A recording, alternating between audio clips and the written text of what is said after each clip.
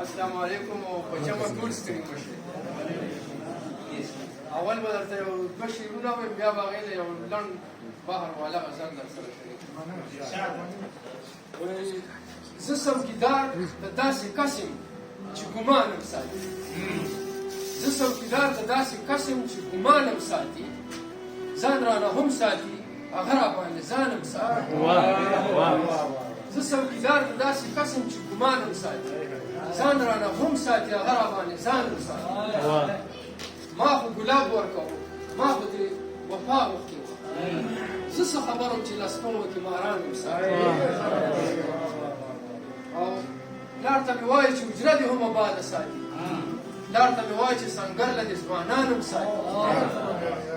او اقبال خو جنګ سره د ژوند دپاره جنګ هم کوي. اقبال خو ګوره په جانان باندې ایمان هم ساتي.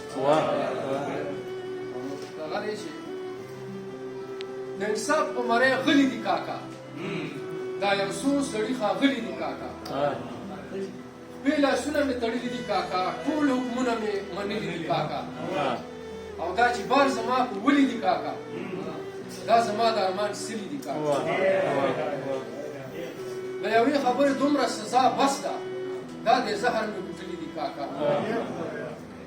او زه خو ورک یم، ما به چرته چرته ګورم، ډېر ښارونه دي ډېر کلي دي کاکا. او زه خو اوس هم تښتېدلی نه یم، ناست یم، نه څه تلي نه راغلي دي کاکا. اوس به ډېرې کنارې راپسې چاڼ کړي، اوس مې سیند ته وردانګلي دي کاکا. او پښتانه خو د ازله مؤمنان دي، پښتانه خو خدای بخښلي دي کاکا. او ډېر سړي د زنده‌باد نارې دپاره یو سړي ځان له ساتلي دي کاکا. او د اقبال په ساده توب کې سړیتوب دی، ارمانونه یې وچلي دي کاکا.